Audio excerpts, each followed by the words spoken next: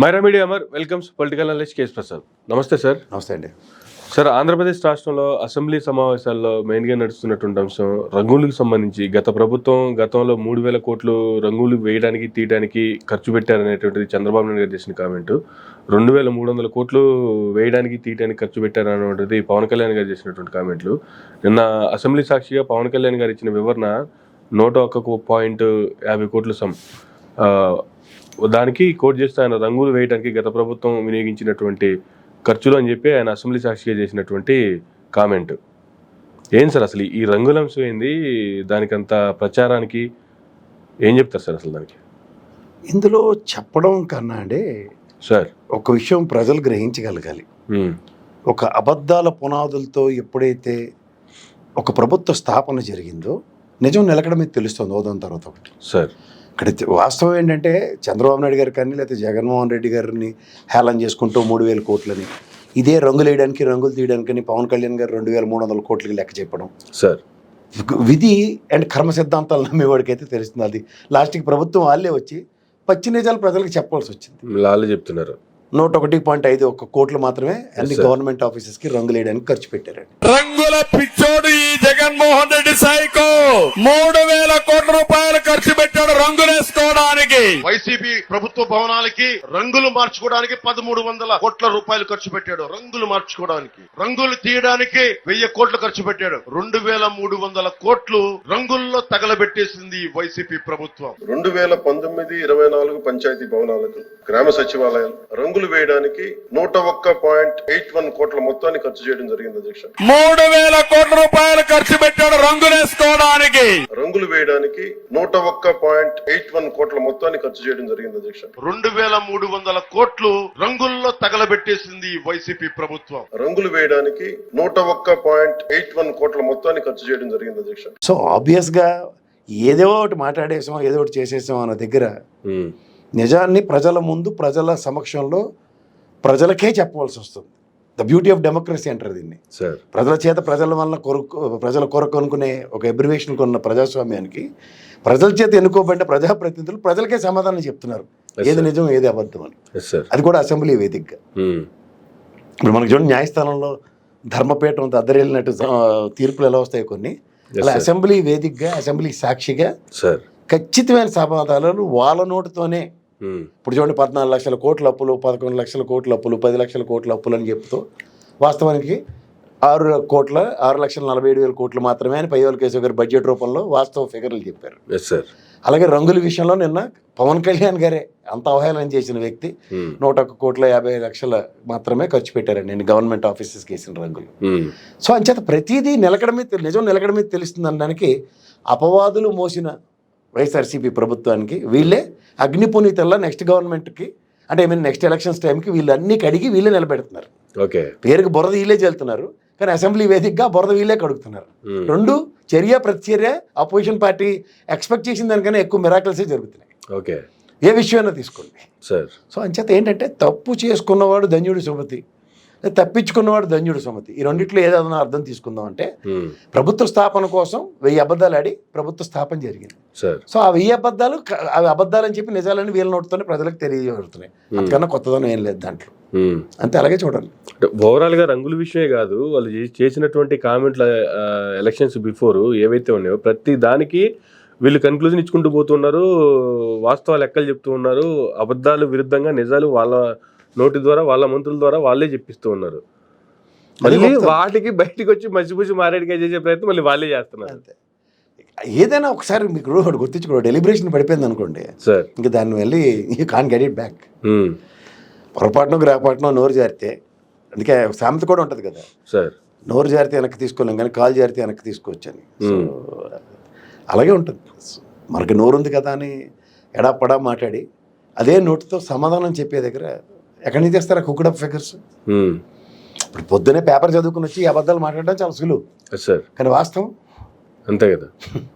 నువ్వు ఎగ్జామ్ రాసావు బాయ్, 175కి 164 మార్కులు వచ్చాయి, యువర్ మెరిటోరియస్ స్టూడెంట్ అని లోపలికి వెళ్ళావు. బికాస్ మేము నువ్వు మెరిటోరియస్ స్టూడెంట్ అని ఎక్స్పెక్టేషన్స్తో పంపించాం. లోపలికి వెళ్ళిన తర్వాత కళ్ళు తేలేస్తుంటే ఏమవుతుంది? రెండు కాళ్ళు తేలేసేస్తున్నారు. పేపర్లు చదువుకొని వచ్చంటే ఒక విషయం గుర్తొచ్చింది సార్. రీసెంట్ గా 10 లక్షల కోట్లకి అప్పులు లెక్కలు చెప్పిన తర్వాత చంద్రబాబు నాయుడు గారు అసెంబ్లీ సాక్షిగా ఏం చెప్పారంటే ఒక విషయంలో, గతంలో ఏం చెప్పానంటే ఒక ప్రెస్ మీట్లో అనమాట, అసెంబ్లీలో కాదు వేరే ప్రెస్ మీట్లో చెప్పిన మాటలు ఆయన, పేపర్లు చూసి ఇన్ని లక్షల కోట్లు అయిపోయింది అనుకున్నాను అనేటువంటిది కామెంట్ చేశారు ఆయన. అదే కదా, చెడు వినకు చెడు కనుకు అన్న దగ్గర చెడు రాసింది కూడా చదవకు అన్నది మేము పాలేస్తున్నాం. కానీ పొరపాటున చదివితే పురంధేశ్వరం గారు కూడా 10 లక్షలని చెప్పారు కదా పేపర్లు చదివిన పాపానికి. చంద్రబాబు గారు కూడా అదే మాటలు చెప్పి 4 ఖర్చుకోవాల్సి వచ్చింది. దాని అర్థం అది. చేత చెడు వెనుక చెడు కనుకలాగా చెడు చదవకు కూడా, చదివితే వచ్చే ఉపద్రవాలు ఇలాగే ఉంటాయి. ఒక ప్రీకన్సీవ్డ్ నోషన్తో ఫిగర్ని జస్టిఫై చేసే కార్యక్రమంలో ఒరిజినల్ ఫిగర్ వాస్తవాన్ని మీరు చెప్పిన అవాస్తవానికి నక్కకి నాగలోకం ఉన్న తేడా కనబడుతుంది. సో ఈ ఓవరాల్ ఈ ఫ్రిక్షన్ ఎవరు అడ్రస్ చేస్తారంటే పొరపాటున గ్రహపాటున మళ్ళీ మీరే అడ్రస్ చేస్తున్నారు. సో ఈ ఓవరాల్ ఈ మొనాటమీని బ్రేక్ చేస్తుంది ఎవరంటే మీరే. అప్పుల గురించి ఇటువంటి కామెంట్ చేశారు. స్టీల్ ప్లాంట్ గురించి ఏమో ఢిల్లీ వేదికగా నేను అప్పుడు అపోజిషన్లో ఉన్నాను, నాకు సరిగ్గా తెలియక మేము కాపాడుతామని చెప్పాము. కానీ ఇప్పుడు పరిస్థితి అధికారంలోకి వచ్చిన తర్వాత చూస్తే దానికి విరుద్ధంగా పరిస్థితులు ఉన్నాయి. ఎవరో ఒకళ్ళు వచ్చి పెట్టుబడి పెట్టకపోతే దాన్ని కాపాడే వాళ్ళు ఎవరో ఒకరు రాకపోతే మేమేం చేయలేమన్నట్టే మాట్లాడారు. అది తప్పు అని నేను అంటాను. ఎందుకంటే అవగాహన రాహిత్యంతో మాట్లాడడం ఓ పవన్ కళ్యాణ్ అటువంటి మాట్లాడేటంటే అర్థం ఉంది సార్. ఆయన రాజకీయాలు కొత్తగా వచ్చారు, కొన్ని విషయాల మీద అవగాహన లేదన్నది. కానీ చంద్రబాబు నాయుడు గారికి దాన్ని కంపెనీ BFRకి వాజ్పేయి గారు గవర్నమెంట్లో రిఫర్ చేసిన కాడి నుంచి వాళ్ళ డెలిగేషన్ తీసుకెళ్ళింది ఆయనే. అవును, ఉద్యోగ సంఘాలని వెళ్ళని అక్కడ వాజ్పేయి గారు లాంటి మహనీయుడు ఇచ్చిన సొల్యూషన్ కూడా అదే. దీనికి ముడిసరుకే ప్రాబ్లం అని చెప్పి OMDCతో అనుసంధానించి దాన్ని ముడిసరుకు ప్రాబ్లం రిజాల్వ్ చేసి BFRకి రిఫర్ చేయక్కర్లేదంటే దాని తదనంతర పరిణామాల్లో ఇవాళ హ్యూజ్ ఎక్స్పాన్షన్కి వచ్చి ఆ ఎక్స్పాన్షన్ వల్ల లాస్ వచ్చిందని ఫ్యాబ్రికేటెడ్ లాసెస్ చూపిస్తూ ఉన్న 4 ఫర్నెస్లు 2-3 ఫర్నెస్లు మూసేసి ఎంప్లాయీస్ని ఏమో వేరే ప్రాంతాలకు తరలించేస్తూ 4,000 కార్మికులకి ఉద్యోగాలు తీసేసి ఇలాంటి నిస్సహాయ స్థితులు చేస్తుంటే కళ్ళ ముందు మీరే చూస్తూ దాంట్లో మీరు రూలింగ్లో ఉంటాయంటే అపోజిషన్లో ఉంటాయండి. అంతే కదా. ఆ రోజు చలపతిరావు గారు కానీ లేదా అమృతరావు గారు కానీ అధికారంలో ఉన్నారని చెప్పి ఉద్యమాలు చేసి ఆ స్టీల్ ప్లాంట్ ఆంధ్రలోకి విశాఖ ఉక్కని తీసుకొచ్చారా? వాస్తవానికి దగ్గరగా మాట్లాడితే చాలా బాగుంటుంది. అంత అనుభవం ఉన్న మీరు అసలు నాకేదో సంబంధం లేదు, నాకేం తెలియదు, 5 సంవత్సరాలు అపోజిషన్లో ఉన్నానంటే 5 సంవత్సరాలు బట్టి అది రావణ కాస్ట్లో మరుగుతుంది. సంవత్సరం పాటు ఆ ఉద్యమం చేస్తున్న ఉద్యోగ సంఘాలకి సంఘీభావాలు ప్రకటించిన మీరే నాటి అపోజిషన్ ఇప్పుడు రూలింగ్. బాధ్యత వచ్చిన నాది కాదు అని తప్పించుకున్నవాడు ధన్యుడు సుమతి శతకాలు చెబుతుంటే అవగాహన రాహిత్యాన్ని ఎక్స్పోజ్ చేస్తుంటే అంటే బేసిక్గా మీకు దేని మీద అవగాహన లేదన్న విషయం ఒప్పుకుంటున్నట్టే కదా. అంతే కదా. చేత ఏదైనా ఒక మాట్లాడే ముందు మనం మనసా వాచా కర్మ నమ్మిన సిద్ధాంతానికి కట్టుబడి మాడాలి. జగన్మోహన్ రెడ్డి గారు 3 రాజధానుల విషయం రాజధాని అనే పదం యాడ్ చేసి వచ్చు, కానీ మీరు ఇంగ్లీష్లో sophisticated financial hub financial capital కింద విశాఖను పరిగణిస్తామని పాలిష్డ్ వెర్షన్లో చెప్తే నచ్చేస్తుందా? క్యాపిటల్ అంటే అదే కదా, తెలుగులో చెప్పారు ఆయన ఇంగ్లీష్లో చెప్పారు. అదే సార్, అదే అంచేత వాళ్ళు చెప్తే అబద్ధాలు అన్యాయాలు రాష్ట్రాలు భ్రష్టు పట్టిపోయాయని, వీళ్ళు చేస్తే అబాబాబా వీళ్ళు మించిన వాళ్ళు లేరని తెప్పేలాగాలు అందరితో భజనలు కొట్టించి తెప్పేల న్యూస్లు రాస్తే ఇలాగే ఉంటుంది సార్. అందుకనే లేదు. మరో 2 రోజుల్లో అసెంబ్లీ సమావేశాలు ముగియబోతున్నాయి. నిన్న పవన్ కళ్యాణ్ గారు కొన్ని ఆసక్తికర కామెంట్లు చేశారు అసెంబ్లీ వేదికగా. గతంలోంచి జరుగుతున్నటువంటి వదంతులు లేదంటే వస్తున్నటువంటి ప్రచారం చూసుకుంటే నెక్స్ట్ ఉగాదికి లోకేష్ గారిని సీఎం చేయబోతున్నారు అన్నటువంటి కామెంట్లు చక్కర్లు కొడుతున్నాయి ఆంధ్రప్రదేశ్ రాష్ట్రంలో. నిన్న దానికి బ్రేక్ వేస్తూ మాట్లాడారా, లేదు అది మాకు ఇష్టం లేదని మాట్లాడారా? పవన్ కళ్యాణ్ గారు చేసిన కామెంట్లు, మీ ఆధ్వర్యంలో పనిచేయడానికి మీ విజనరీలో పనిచేయడానికి మేము సిద్ధంగా ఉన్నాము, మీ కళలకి మేము తోడవుతాము, మీరు కన్న కళల్ని మేము నెరవేరుస్తాము, మీరు 5 ఏళ్ళే కాదు వచ్చే 10 ఏళ్ళు కూడా మీరే సీఎంగా ఉండాలి, ఇది మా కోరిక, నేను మీకు మాటిస్తున్నా మిమ్మల్ని 10 ఏళ్ళు సీఎంగా చేసుకుంటా అనేటువంటి కామెంట్లు చేశారు. మీరు 5 సంవత్సరాలు కాదు గౌరవ ముఖ్యమంత్రి గారు తెలియజేసిన అధ్యక్ష, మీరు ఇంకొక దశాబ్దం కూడా ఈ రాష్ట్రానికి ముఖ్యమంత్రిగా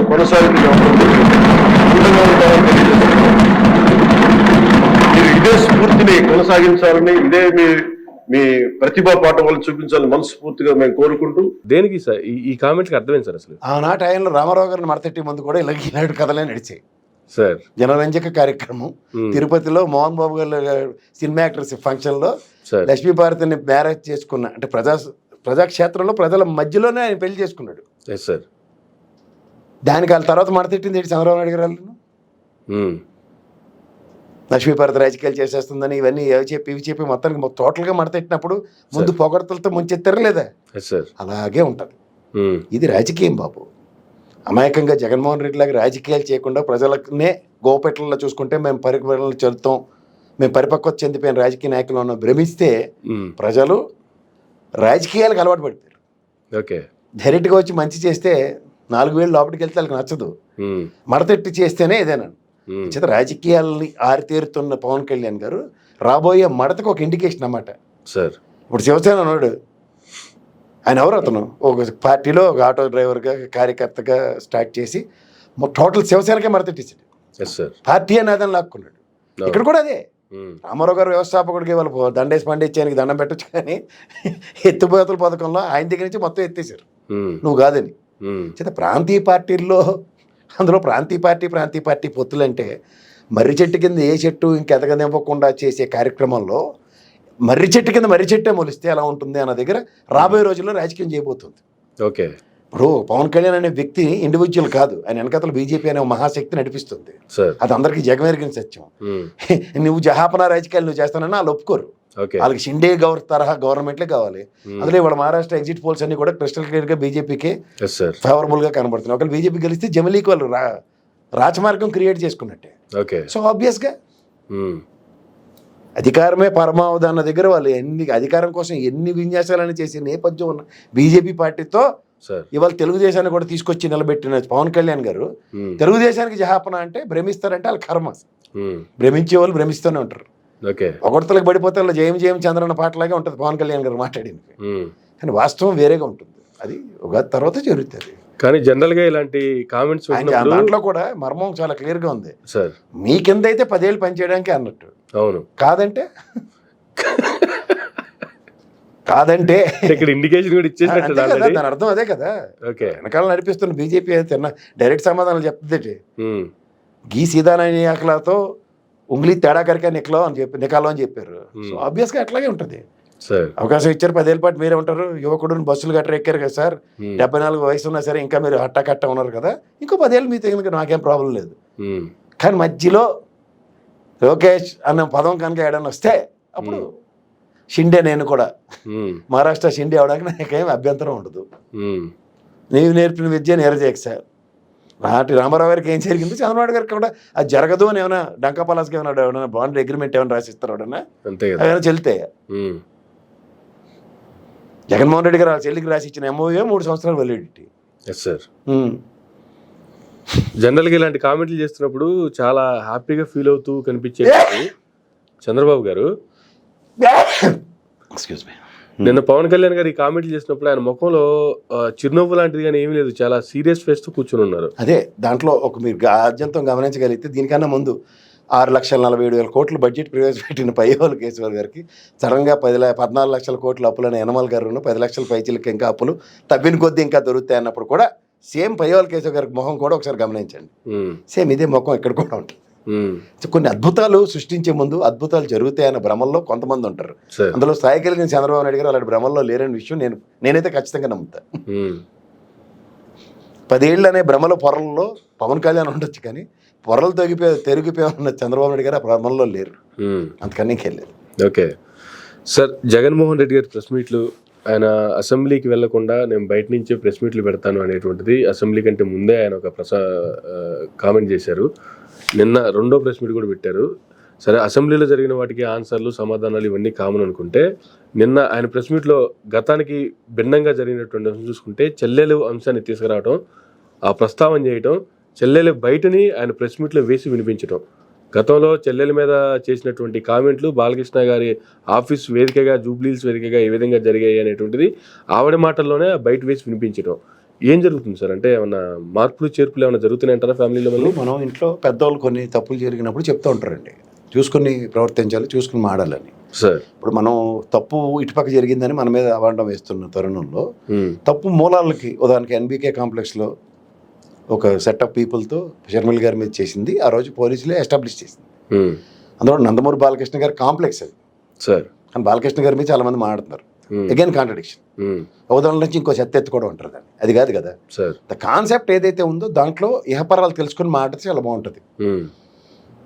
ట్రాప్లో పడిపోయి అసలు విషయాల కన్నా కొసర విషయాల మీద ఎక్కువ శ్రద్ధ వహిస్తే మన కుటుంబమే బయటకు వస్తుందని కాన్సెప్ట్లో ఉంది. అంతకన్నా ఇంకేం లేదు. సో ఓవరాల్గా ఏంటంటే కన్సర్న్ టువర్డ్స్ సర్ సిస్టర్ అన్నది జగన్మోహన్ రెడ్డి గారికి ఎవరు చెప్పినా చెప్పకపోయినా నేనైతే డంకా పలాస్గా చెప్తాను, చాలా ఇష్టం అమ్మాయి అంటే అతనికి.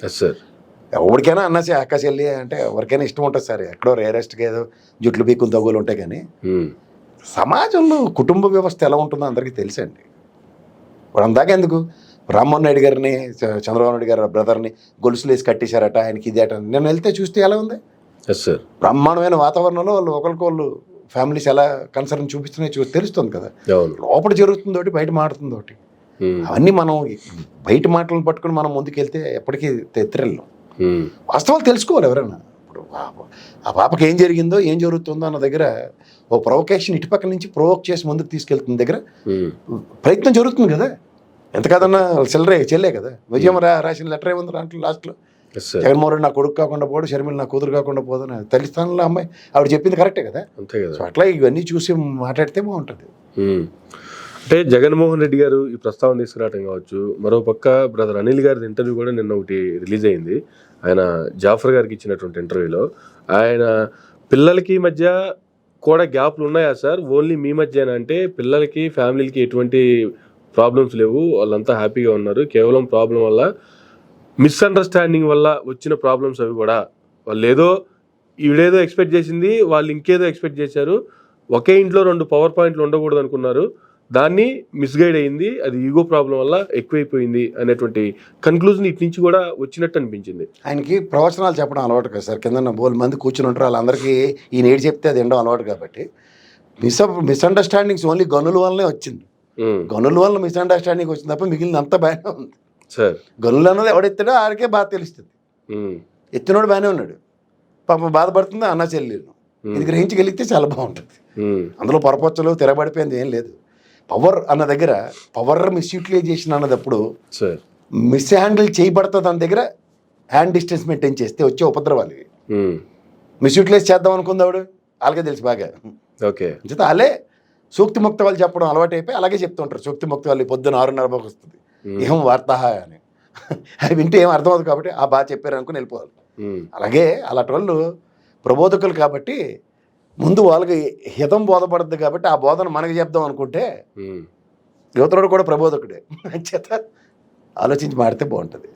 జాఫర్ వాళ్ళ అమ్మాయితో నా అబ్బాయితో కూడా ఇంటర్వ్యూ చేయిస్తాడు కాబట్టి చిన్నపిల్లలు నేను అనుకుంటే కాదు కదా. ఆ పాపకు వరకు ఇంటర్వ్యూ ఇస్తే అప్పుడు ఆ సమాధానాలు చెప్పమనండి, అవన్నీ బ్రహ్మాండంగా ఉంటాయి. అవునటా అని ఆ ఇంటర్వ్యూ కంటిన్యూషన్లో జాఫర్ గ్యారంటీగా మడతెట్టుంటాడు. ఓకే, అది కూడా మధ్యలో అసంపూర్తిగా కట్ అయింది. అదే అసంబద్ధంగానే కట్ అవుతాయి కొన్ని. సో అంటే ఇక్కడ ఇటు నుంచి మాట్లాడిన మాటలు కానీ అటు నుంచి మాట్లాడిన మాటలు కానీ లోపల ఉన్నటువంటి ప్రాబ్లమ్స్ లేదంటే ఇప్పటి వరకు బయటకు వస్తున్నటువంటి కామెంట్లు ఏవైతే ఉన్నాయో వీటికి ఒక పులి స్టాప్ పడే అవకాశాలు ఏమైనా కనిపించినా సార్? ఎందుకు పడవు సార్? ఇంట్లో ఎవడో పెద్దవాడు ఉంటాడు, తీసుకెళ్ళి ఇంత గడ్డి ఎడతాడు, ఎవడో ఒకరికి నోరు మూసుకుని ఉంటారు. అప్పుడు ఏం ఉండకుండా ఎవరు ఉండరు. మొండి అంటారు, జగమండి అంటారు. దగ్గర ఫ్యామిలీ దగ్గర మొత్తం అందరూ ఇబ్బంది పడే పరిస్థితి వచ్చినప్పుడు కూర్చుని ఒక్కసారి ఇస్తారు. ఓకే, సరిగ్గా ఉంటారు అప్పుడు అందరూ. ఎవరెందుకు జగన్మోహన్ రెడ్డి ఇస్తారు సరిగ్గా 2 రోజులు. ఓకే, కేకరకాయ అయితే ఎవడుకుంటాడు, ఓసి వేయించుకుని తింటాడు, అంతకన్నా ఇంకేం లేదు. కాకరకాయ కూర తినే వాళ్ళు ఉంటారు కదా, నువ్వు తినకపోవచ్చు చేదుగా ఉంటుందని. ఇంకోటి చేదుకి షుగర్ పేషెంట్ ఎవడోడు ఉంటాడు కదా, వాడికి ఎప్పుడు ఒక లేసి పెడతారు. తప్పకుండా పెట్టాల్సిందే. ఎందుకు పెట్టరు? ఏమి అదేమన్నా అతీతం ఏంటి? ఓకే, చాలా మంది మర్చిపోతుంటారు. ఆయన స్లోగనే హ్యాండిల్ విత్ కేర్ అని. చంద్రబాబు నాయుడు గారినే ఆయనక ముందు ఆలోచించలేదు డెసిషన్ తీసుకోవడానికి సార్. అలాంటిదినా సార్? గనులు తవ్వుకోవడం చాలా సులువే. గనుల చుట్టూ జరిగే కుటుంబ రాజకీయాలకి ముడిపెట్టి ఒరిజినల్ రాజకీయాలని మొనాటమీ బ్రేక్ చేద్దాం అనుకుంటే పెద్ద గనిగానే మిగిలిపోతారు. సో ఫైనల్గా అసెంబ్లీ సమావేశాలు వర్సెస్ ప్రెస్ మీట్లు ఏం చెప్తారు సార్? సమయం తీసుకోవడానికి వెసులుబాటు తీసుకుంటున్న జగన్మోహన్ రెడ్డి. ఎందుకంటే అసెంబ్లీలో దొరకని సమయాన్ని ప్రెస్ మీట్లో నిన్న 2 గంటల సేపు ఆద్యంతం సార్ అన్న పైసలతో లెక్కలతో బట్టలేపి నిలబెట్టాడు. మళ్ళీ బట్టలు వేసుకోవాల్సిందే. ఇది ఇదట, ఇది అదట, దానికి ఇదే సమాధానం అని చెప్పాడు. చూడండి, ఎగ్జామ్లో ఇదని ప్రశ్న సంధించేస్తే సమాధానం ఇదని రాస్తే మనకి ఏదో కొన్ని మార్కులు పడతాయి కదా, ఆ మార్కులు పడిపించుకునే కార్యక్రమానికే తెరలేపుకున్నాడు జగన్మోహన్ రెడ్డి. అది కూడా ప్రజాస్వామ్యంలో ప్రజల కోసం ఆబ్వియస్గా. ఓకే, కానీ చాలా కామెంట్లు చూస్తున్నాను సార్. మేము కూడా చాలా వీడియోలు కట్ చేసి పెడుతుంటాం కదా, వస్తున్న కామెంట్లు చూస్తే ఈ జగన్మోహన్ రెడ్డి అప్పుడు ఏమయ్యాడు అనే కామెంట్లు ఎక్కువ వస్తున్నాయి. అదే కదా చాలా మంది బాధ కూడా అదే, వాస్తవం కూడా అదే. ఇదే జగన్మోహన్ రెడ్డి కనుక ఆ టైంలో నెలకోటో 15 రోజులకో ఒకసారి ప్రెస్ మీట్ పెట్టుంటే సార్ ఈ పార్టీకి ఎవడు ఉండపోయింది. ఓకే. ఎందుకంటే ఇప్పుడు చెప్తున్నవన్నీ కూడా వాస్తవాలు. ఏవి ఇప్పుడున్న అపోజిషన్ పార్టీ బెగబెగలాడిపోయి రూలింగ్ పార్టీ కింద అయినా నేను రంగుల విషయంలో ఎలాంటి సమాధానం దొరికింది చూడండి. అదే బడ్జెట్ సమావేశంలోనే ఈ చర్చతో నిలబెట్టి సమాధానాలు చెప్పుంటే గ్యారంటీగా బ్రహ్మాండంగా ఉంటుంది. అబద్ధాలు అవన్నీ వేరే, రాజకీయం అన్నది వేరండి. అదే చెప్తున్నాను, జగన్మోహన్ రెడ్డి గారి రాజకీయంలో ఒక మీడియా ఆవశ్యకత, సోషల్ మీడియా ఆవశ్యకత, దాంట్లోంచి కంపారిటివ్ పాలిటిక్స్ చేసుకునే కార్యక్రమానికి ఆయన తెరలేపుకోలేదు. ఓకే. నిజం నిలకడ మీద తెలుస్తుంది అనుకున్నాడు. నిలకడ మీద అంటే ప్రభుత్వం లేకపోతే తెలియదు అన్న విషయం ఇప్పుడు గ్రహిస్తాడు. దాని సారాంశం అదే. ఇప్పుడు ఎవరైనా సరే turn the page learn the work అంటారు. గతంలో చేసిన తప్పిదాలు ఏవైతే ఉన్నాయో వాటి సవరించుకోవడానికి ప్రెస్ మీట్లు. ఇంత ఫ్రీక్వెంట్గా ఆయన ఎప్పుడు పెట్టలే ప్రెస్ మీట్లు. ప్రెస్ మీట్లలోంచి వీళ్ళకి అష్టదిగ్బంధం వీళ్ళకి అవుతుంది. వీళ్ళేంటి అసెంబ్లీకి తీసుకొచ్చి మడత ఎట్టేద్దాం అనుకుందేరా, మడత ఇప్పి చూపిస్తున్నాడు బయటికి. ఆయన గతంలో చొక్కా మడత పెట్టమని చెప్పాడు, జ్ఞాపకం ఉందా? ఇది ఓకే. పనులు చేస్తే చొక్కాలు మడత పెట్టి సమాధానాలు ఉంటాయి. అంచేత నాయకులు కార్యకర్తలు ఏంటి సమాధానం చెప్పడానికి సిద్ధం అవ్వకుండా ఉన్నారు. ఎలక్షన్ వాళ్ళని సిద్ధం చేయడానికి సిద్ధం సభలు అన్నాడు, సిద్ధం అయ్యారు అనుకున్నాడు. కానీ సిద్ధం చేసే రాజకీయం వేరు. ఓకే. ప్రజలకి అతనికి డైరెక్ట్ కనెక్షన్ పెట్టుకున్నాడు సార్. రాజకీయ నాయకులకి కార్యకర్తలతో కనెక్షన్ పెట్టుకుని it would have been a wonder. Okay. ఆ తేడాని వీళ్ళు అనుగుణంగా మలుచుకోగలిగారు. ఓకే. రెడ్డి సామాజిక వర్గం అయితే జగన్మోహన్ రెడ్డి గారికి సపోర్ట్ చేయట్లేదు అన్న విషయం ఫస్ట్ గ్రహించింది వాళ్ళే. ఓకే. అప్పుడు అపోజిషన్ పార్టీ అడ్వాంటేజ్ తీసుకుంది దాంట్లోంచి. రాయలసీమ అంతటిని వాళ్ళు మనకెందుకులే అనుకున్న దగ్గర ఫుల్ అడ్వాంటేజ్ తీసుకుని తెలుగుదేశం. ఓకే. ఎందుకు వాళ్ళకి బేర్ మినిమం ఓటు బ్యాంక్ ఎప్పుడు ఉండేది. నా విశ్లేషణలు మీరు గమనిస్తే తెలుస్తుంది. గెలుపోవటంకి అతీతంగా తెలుగుదేశానికి ఎప్పుడూ ఒక కన్సాలిడేటెడ్ ఓటు బ్యాంక్ ఉంది. ఈవెన్ పులివెందుల్లో కూడా వాళ్ళు ఆద్యంతం ఓడిపోవచ్చు. సతీష్ గారు నిలబడిన ప్రతి ఎలక్షన్ తీసుకోండి, ఆయనకి బేర్ మినిమం 35% దగ్గర ఓటు బ్యాంక్ ఉంది. అవును. ఇప్పుడు అదే కదా క్లెయిమ్ చేస్తున్నాయి అపోజిషన్ పార్టీలు కానీ రూలింగ్ పార్టీలు కానీ. తెలుగుదేశం కూడా మాకు 40% ఓటు బ్యాంక్ ఉంది లాస్ట్ టైం క్లెయిమ్ చేసినప్పుడు, ఇప్పుడు వైఎస్ఆర్సీపీ కూడా 40 క్లెయిమ్ చేస్తుంది. దీని మీద మనం ఎక్కువ ఫోకస్ చేస్తేనే గెలిపోవటంలోకి కావాల్సిన 10-15% వస్తూ ఉంటాయి. ఓకే. అదే దానికే ఎప్పుడైతే సాధారణంగా ప్రజలు దెబ్బ కొడతారు. కానీ ఈసారి ఏమైందంటే జగన్మోహన్ రెడ్డి గారికి నాయకులు కార్యకర్తలు దెబ్బ కొట్టారు. ఎందుకంటే మమ్మల్ని విస్మరించారు అన్న దగ్గర ద ఒరిజినల్ ఎఫిషియన్సీతో పనిచేయలేకపోయారు. కరుడుగట్టిన నాయకులు వేరు, కరుడుగట్టిన సైనికులు వేరు. కానీ సర్టన్ పీపుల్ వేరీ అవుతూ ఉంటారు. ఇప్పుడు దానికి ఈ పాలిటిక్స్లో మాకు కాంట్రాక్టులు రావాలి, లేదంటే 10 రూపాయలు సంపాదించాలన్న దృక్పథంతో ఉన్న వాళ్ళు ఉంటారు. అలాంటి వాళ్ళకి అక్కడ పాసిఫికేషన్ జరగలేదు. అప్పుడు ఏమవుతుంది, వాడు చుట్టూ ఉన్న వాళ్ళని వాడు కాపాడుకుంటూ వస్తాడు పార్టీ అన్న దాంట్లో. ఇక్కడ ఏమైంది, ఇప్పుడు ఒక నాయకుడు కానీ కార్యకర్త కానీ ఇన్వాల్వ్మెంట్ లేకుండా వాలంటరీ వ్యవస్థతో పని చేయించాడు ఆయన. సో నాయకుడు వీళ్ళందరూ చిన్న చూపోయింది. ఇప్పుడు పారసారథి గారి ఎగ్జాంపుల్ ఒకసారి చెప్పాను, మీకు జ్ఞాపకం ఉంది. ఒకటి రేషన్ కార్డు పంపితే ఎంఆర్ఓ తిరిగి ఏం చెప్పాడు, ఆ వాలంటరీ వ్యవస్థ పెట్టుకుంటేనే వస్తుంది ఎంఆర్ఓ నా దగ్గర కంటే అప్పుడు నాకు తెలీదా ఆటలుగా ఉందని చెప్పి ఎంఆర్ఓ క్లాస్ పీక్ అని పారసారథి గారు ఉన్నారు. సో దాని అర్థం ఏంటంటే నాయకుడి యొక్క వెయిటేజ్. ఇప్పుడు ఆ ధర్మవరం ఆయన ఉన్నాడు, తెల్లారు లేస్తే కాలుకి బలపం కట్టుకుని తిరిగివాడు ఆయన కేతిరెడ్డి గారు. ఏదైనా మళ్ళీ వాలంటీర్ని తెచ్చి మాడుకునే పరిస్థితే కదా. పూర్వం ఎలా ఉండేది, వాలంటీర్ నాయకుడు చుట్టూ ఎమ్మెల్యే చుట్టూ తిరిగి ఒక పని చేయించి ఆ వీధిలో డంప్ వేసుకునేవాడు. మా నాయకుడు అంటే ఇదిరా, ఈ రేషన్ కార్డు ఎలా వచ్చిందో చూడు, ఈ పెన్షన్ ఎలా ఇప్పించిందో చూడు. అలా మూమెంటంలో ఉన్న రాజకీయాన్ని మీరు పక్కెళ్ళి ఆడుకోండి, వాలంటీర్ అన్నీ చేసేస్తాడు, అన్నీ చేసేసాడు. చేస్తే కృతజ్ఞత ఎంతమందికి ఉంటుంది, ఉన్నవాళ్ళు 40%. కానీ రాష్ట్రం మొత్తం మీద 60% ఉన్నవాళ్ళు. కానీ వాలంటరీ వ్యవస్థకు సంబంధించి కూడా గతంలో మేము 5,000 కాదు 10,000 ఇస్తాము, అందరికి ఉద్యోగాలు ఎలాగే నేను చెప్పారు కదా ఇవ్వట్లేదు దబ్బేమని. వాళ్ళు చాలా క్లియర్గా ఉన్నారు సార్. ఈ ఎన్ఆర్ఐ వింగ్ని అంతటి తీసుకొచ్చి వాలంటీర్కి ఒకటికి 3 లక్షలు బేర్ మీద ఇచ్చి కొనేశారు. ఓకే. అదే ఎలక్షన్ ముందు జరిగింది. అది జగన్మోహన్ రెడ్డికి గ్రహించలేప్పుడు. ఇంటెలిజెన్స్ ఎప్పుడు జేబీడీబీఏ సార్. తెలుగుదేశానికి ఇంటెలిజెన్స్ ఎంత దరిద్రమో వైఎస్ఆర్సీపీకి కూడా ఇంటెలిజెన్స్ అంతే దరిద్రం. వాళ్ళని నమ్ముకొని అడుగు తిని పోయారు ఇద్దరు. గతంలో 23, ఈసారి 11కి.